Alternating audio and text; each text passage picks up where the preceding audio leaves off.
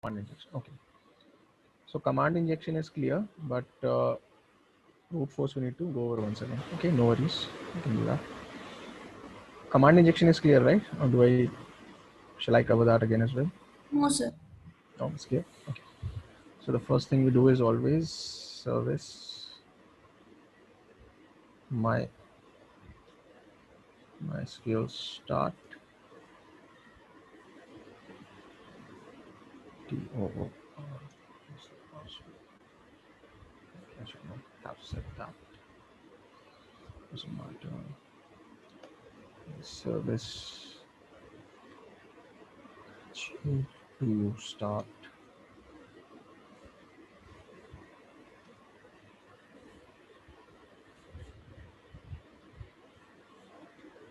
Okay. Now we can go to the browser and basically we can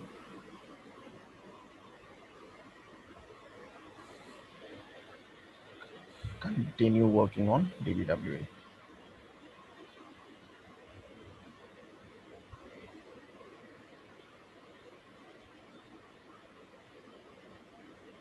So let's just log out and log in again. Okay. Burp suite. We are going to need burp suite anyway. Let's just keep started and then now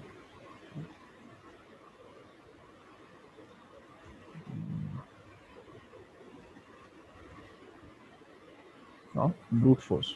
Okay, so with the what is this?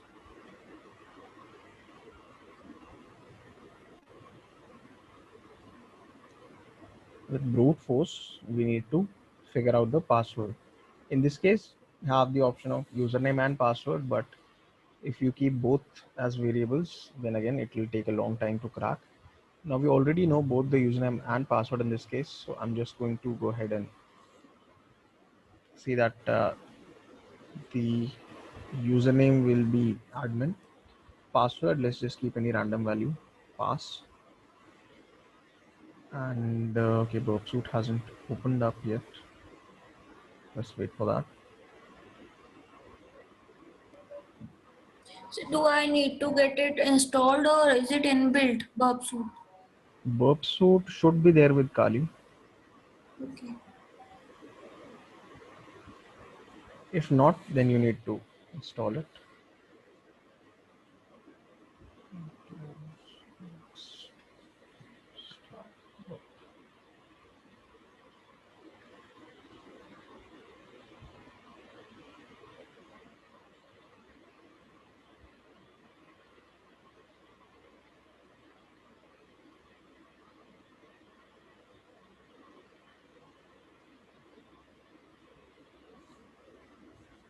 Okay, burp has started. The intercept on proxy is running.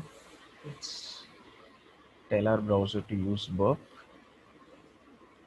and click on login.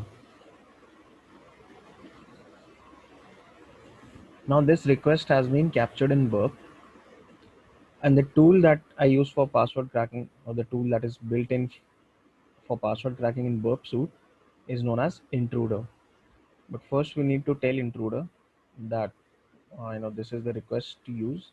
So send to intruder, then open it up and attack target localhost port 80. That's fine. Configure the payload positions. So the payloads in this case mean are different, are list of passwords that we are going to try. Now we don't want those passwords to be inserted in every value that's highlighted. Login, username, session ID or security. We don't need them here. So we'll clear these markers. We'll only select this password value because that's the only value we want to crack. Add those payload markers, payload position markers. Go to payloads. Now we need to specify what options to try. Now either you can, type values here and use these as the payload, or you can load them from a dictionary file, which is what we did in the word lists. We went to this fasttrack.txt, opened it up, Okay, so that's all the configuring we need to do. And now I can simply click on start attack. Okay.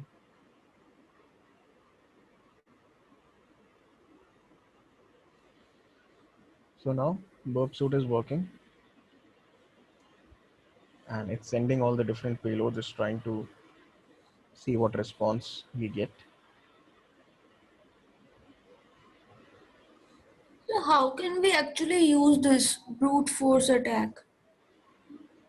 Just like we're using it here. We are using it in our environment, our setup environment. Can we also break any other password using this? Yeah, but don't try that. Don't actually do that. That's, I mean, you should know how to brute force, but you cannot just try to hack into a system unless you are performing ethical hacking or you have permission to test it out. Okay, sir. That's why we practice this in a test environment, because there's no issues with that. You don't have to ask for anyone's permission. It's installed in your own system, your own lab. You can try out whatever you want.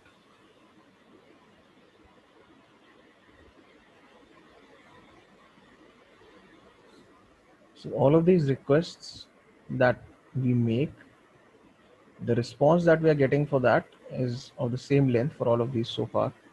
If I click on one of these, go to the response section. Let me just increase the length a little bit. Little more. Okay. Now if I scroll through this, this is your HTML response that we are seeing. And it says username and or password incorrect. So this is the response for this particular request, for this particular payload that we are seeing. And the length of this response, all of these so far have the same length. So we know that all of these are incorrect.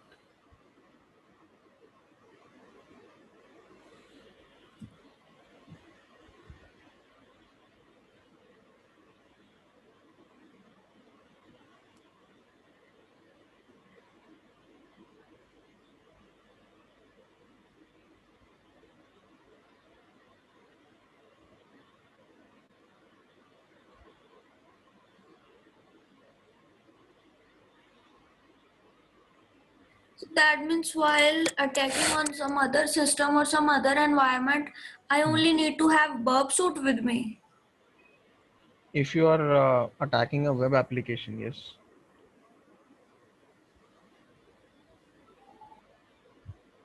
Currently, we are only seeing these kind of attacks for web applications, right? For websites. For websites, you can use burp suit.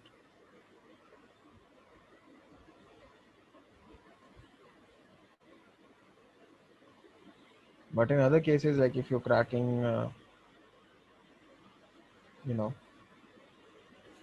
this, let's say you have extracted passwords from a Windows device, then you will do what we did, you know, with tools like John the Ripper, or, you know, we used Kane as well.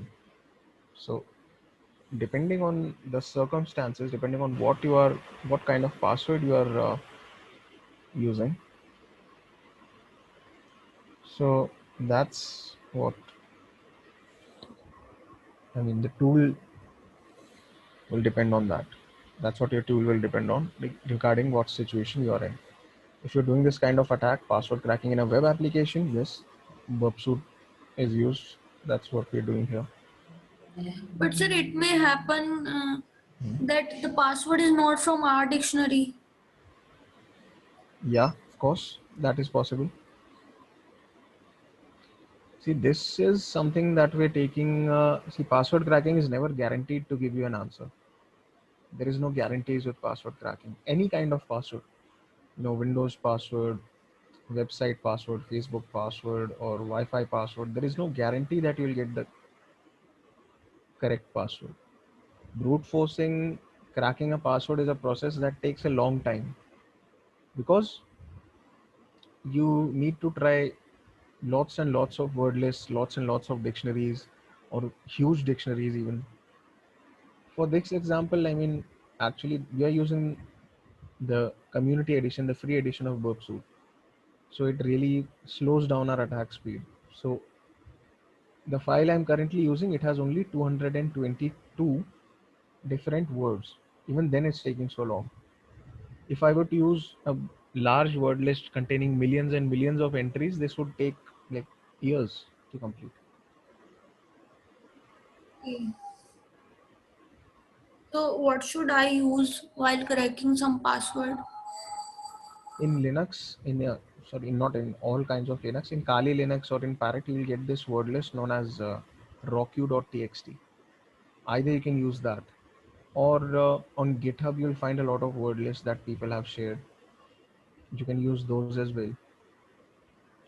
Let me uh, show in the browser. There's actually quite a lot of good stuff on GitHub. Wait, are we still intercepting? Turn this off.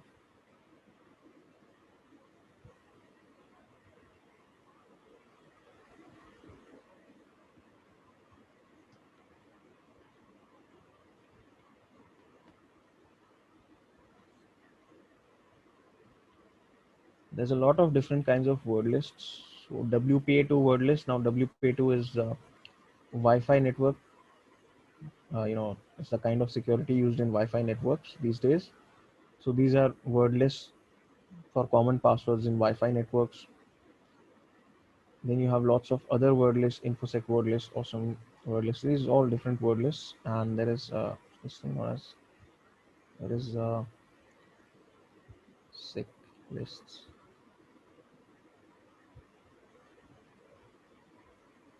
Sir, as we are having common password in dictionary too, then we can also use hit and trial method. Manually. No, Yes, sir. I mean, you can always try, but that's going to take a long time. You manually have to type each and every single password. That's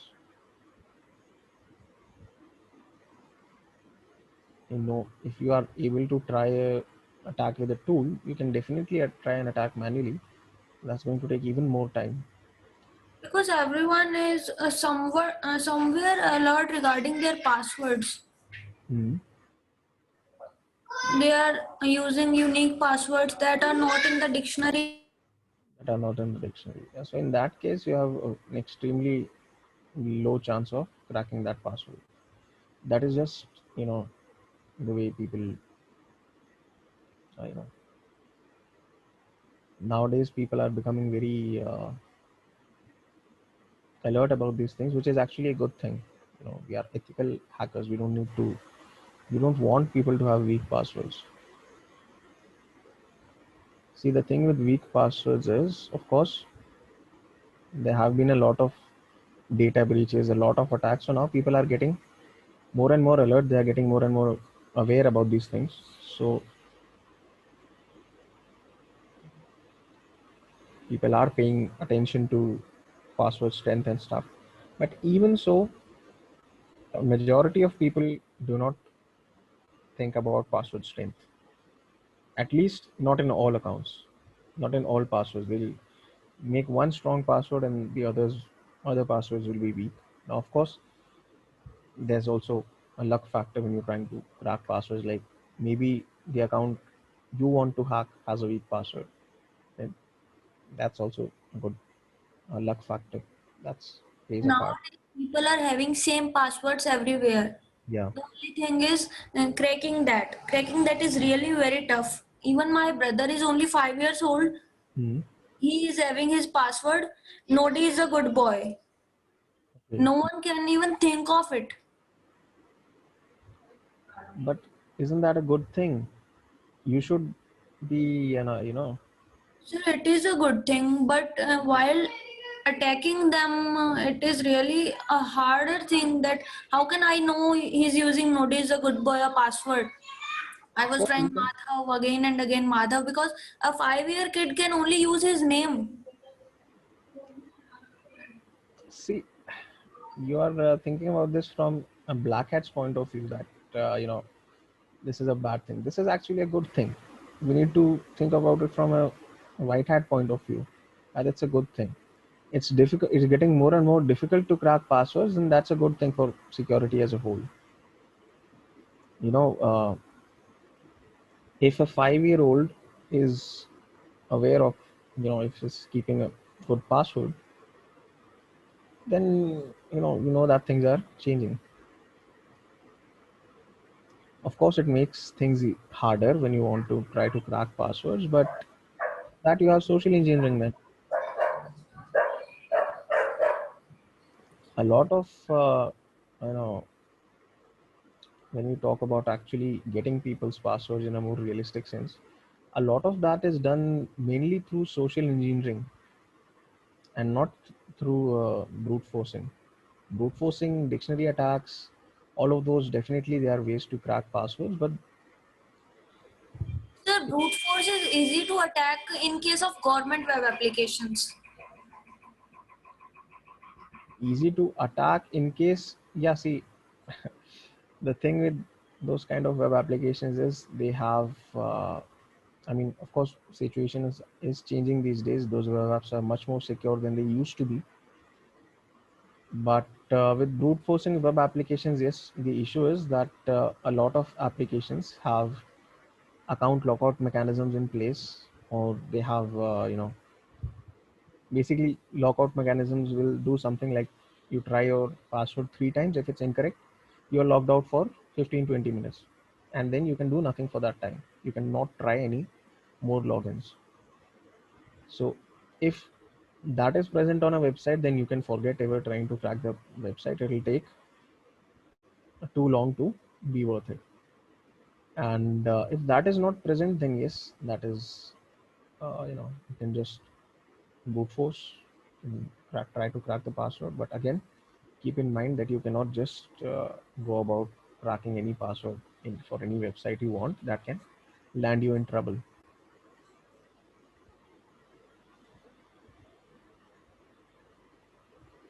Okay, sir.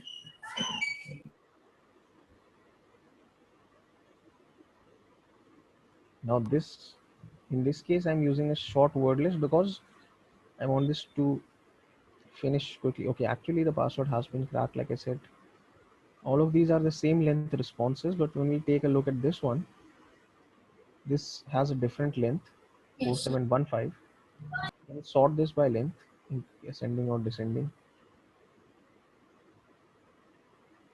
This one appears at the top, and if I take a look at the response,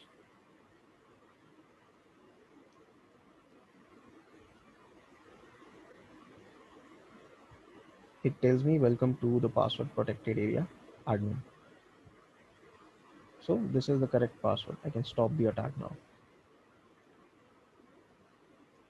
About word lists, what I was saying, there's this sec list, which is a collection of multiple type of word lists. So you can use this, get it from GitHub. And the other thing that I was saying, now look at this one.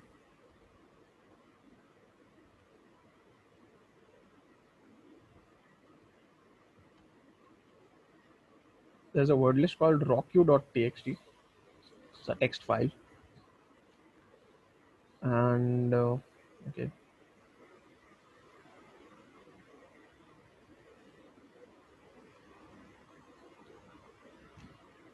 this is a list of over 14 million different words, and these are all belonging to actual accounts of people that had their accounts hacked over this domain called Rocku. So this is available by default in Kali Linux, this user share word lists directory. So Okay, take a sir. look. This has, I mean, even this is not enough in a lot of cases, even though it has over 14 million passwords, and these are actual passwords. These are not guesses. These were people's actual passwords for websites, and you can see how weak some of these passwords are. One password is simply 4567889. One is simply 0 to 9, or simply the name of a month, August or something. And people are just keeping their names as passwords. A lot of these are just people's first names, Yes, or sir. just a random sequence of numbers. So this is, all of these were actual passwords of accounts that had been breached. So This is one word list that comes with default by default over Kali Linux. And if you need even bigger word list, word list can be quite large in size. Like even ranging from as small as 100 MB to as large as over 1 TB. So word list can be extremely huge. There's also word lists of 50 GB, 200 GB. Those, of course, are much bigger than this rockq.txt or anything that we've seen previously. But they'll give you a better chance at, there's a better chance that the password is in there. Again, the thing is, if you use those for any kind of attack in any tool, not just in Bird, it will take a very long time. And that is true for any kind of dictionary attack or brute force attack. That it's a very long process. It's, you have to be very patient. You have to be very, very patient with this kind of an attack. Okay, sir. So Sir, that you have used one more application Mhm. the day before yesterday. One was Bobsuit and another, I forgot their names. Hydra, I think I must have used Hydra. For Okay, sir. brute force, you're talking about, right? Or Yes. for some other attack? Yeah. For brute force, I use Hydra. Now, Hydra is a command line tool. Again, it will come pre-installed with Kali, so you don't have to install it separately. You don't have to do that. Okay, sir. Now, with Hydra, okay, the first thing you need to specify is the IP 127.0. It's numlock 127.0.0.1. What is the next thing is -L in the username, which is admin. If I needed to specify a word list here, I would have used a capital L, but that's not the case. Okay, I think I must have this command somewhere in my command history. Let me check. Okay, this is the command. So -L for this username, hyphen capital P because we want to specify a word list here. If we were to specify,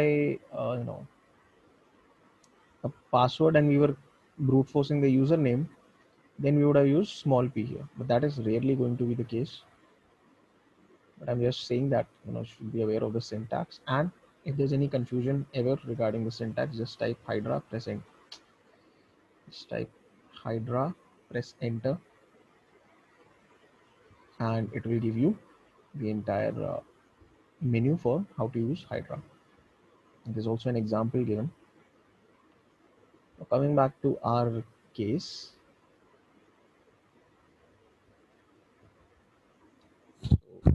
-L admin, this is the username. Now in this case, we are saying that we already know the username, which is admin in our case. So we just use that. For the password, we are using this word list. And now Hydra needs to know what you are attacking, because this is not just for HTTP, not just for websites. It can crack other services as well.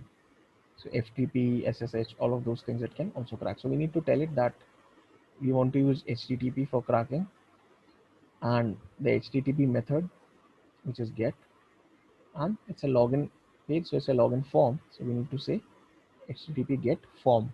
That form part is also important.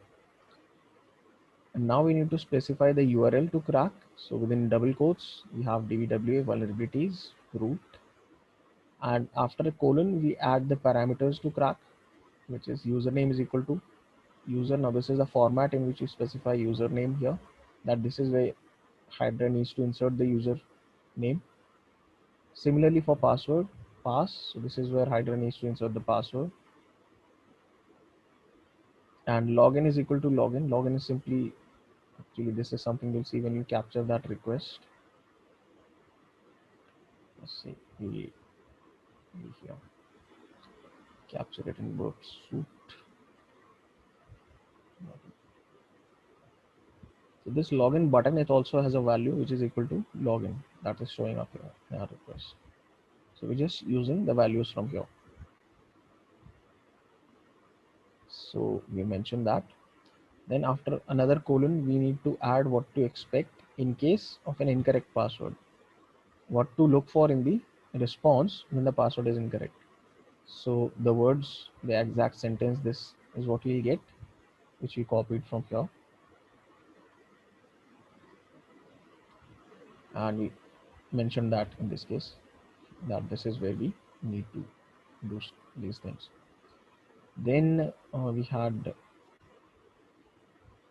another thing that we want to specify, which is the cookie value, because we want the web server that we're attacking to think that this is an actual user, this is an actual session created by user and not just a password cracking automated tool. So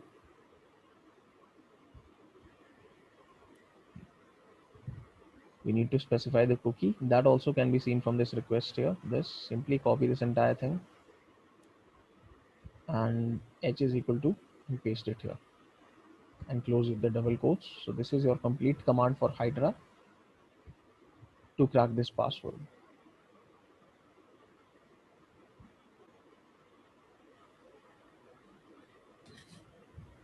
So when you run it again, yes. We can add any URL here at the place of DVWA vulnerabilities. Yeah, if you're using a different URL, depending on whatever URL you are attacking, you use that. Okay, sir. So whatever website it is, you just copy the URL.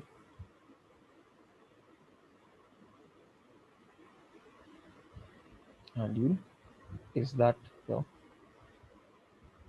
So in this case, we just use this URL. So we specify that using this.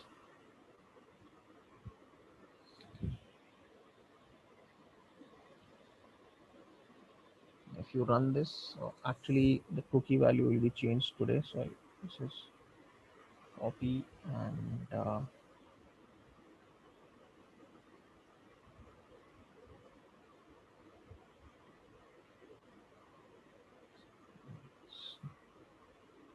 okay, I'll just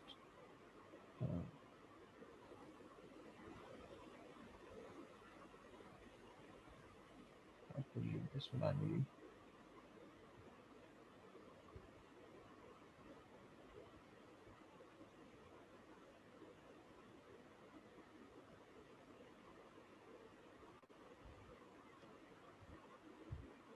So now Hydra is going to try and attack.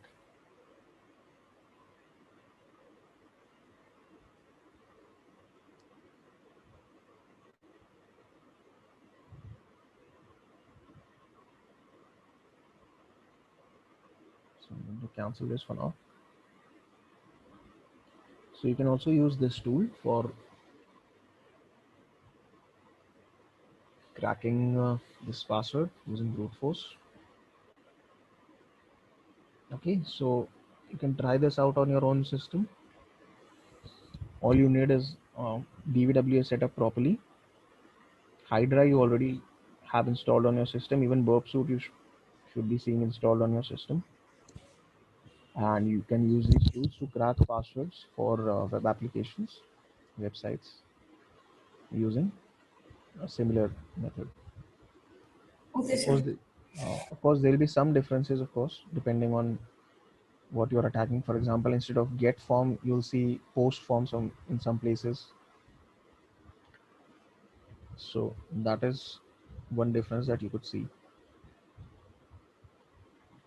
This value would be different. The names of the parameters could be different. So all of these things, are things that could change. That would depend on the situation on the website that you try to attack. Okay, sir. Okay. Anything else? No, sir. Try to practice this on your own end, on your end actually, and on your own system, on your own DVWA. Okay, See sir. what you get. Okay. So you are able, like you have it properly set up. Are you able to use it normally? Yes, DVW I'm talking about. Yes, sir. Yes. Okay. Good. So practice on that. And I'm not starting any new vulnerability discussion today because anyway we are almost out of time. And Rohit is also not present today. Okay, sir. So if there's any other questions you want to ask, you can also any other doubts. No, sir. No. Okay.